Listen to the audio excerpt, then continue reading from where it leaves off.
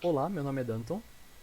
Olá, meu nome é Diane. A nossa arquitetura de desenvolvimento foi feita em MVC. A nossa definição do arquivo texto é colocando o tipo do cano e a direção que ele está. O tipo do cano F sendo o fim, o L o curvado, o T o em T e o R o reto. As direções um, 2 e 4 simbolizam, respectivamente, apontando o cano para cima, para a direita, para baixo e para a esquerda.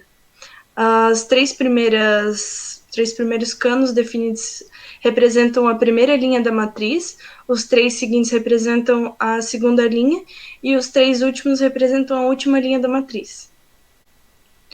Então, quando a gente aperta ali no botão de abrir puzzle, ele gera a nossa JTable, convertendo o arquivo texto para os objetos que a gente criou com a imagem do cano cheio ou vazio, a direção dele e qual é o tipo de cano também. Nos botões profundidade e largura, ele vai calcular e vai apresentar uma nova table grid mostrando os canos preenchidos. Para a nossa resolução desse problema, foi então necessário no nosso estado cano a implementação de 9 strings. Nós consideramos então cada um dos canos como strings, então quando a gente faz a conversão para a nossa estrutura do estado cano, a gente converte os objetos para strings e para cada novo estado a gente define um número de cano, um número cano no caso, que seria o cano a ser visitado para criar os sucessores. E também a gente chama, cada vez que cria um novo estado cano, o atualiza canos, que é o nosso método que faz a água fluir, que a gente vai explicar em seguida. Na nossa geração, então, dos sucessores, o ponto importante é salientar que a gente começa sempre no cano 1, o cano da esquerda em cima, e o que ele faz de geração de sucessores. Um sucessor vai manter a estrutura que a gente tem agora, por exemplo, não vai gerar nenhum cano, mas vai partir para o próximo cano. Por exemplo, a gente pode estar com esse cano na posição agora, está na posição certa, então não há necessidade de girar esse cano.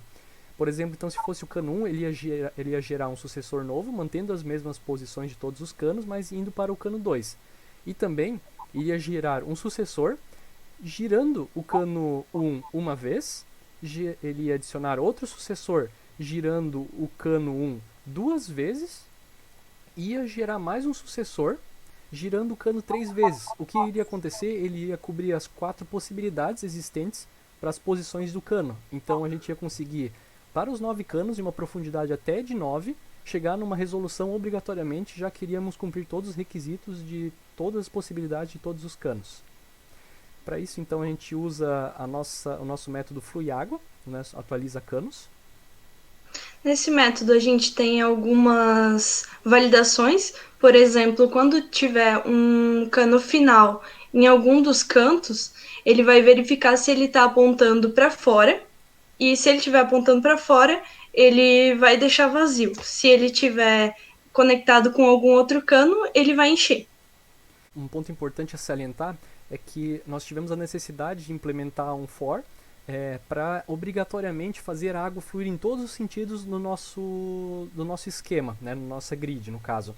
Pois se a nossa grid já estiver praticamente montada, todos os canos encaixados, e somente faltar um cano para encaixar, por exemplo, com o meio e fazer a água fluir em todas as direções, esse método atualiza canos, ele faz o nosso estado ser válido. Então, obrigatoriamente, ele precisa fazer a água ou fluir ou cancelar, né, o fluimento dessa água em todos os sentidos. Então, obrigatoriamente, ele tem que validar o nosso sucessor para a gente conseguir gerar o próximo sucessor de uma forma definitiva e chegar no resultado. E a nossa meta, então, vai ser todos os canos setados como cheio. Todos eles igual a um.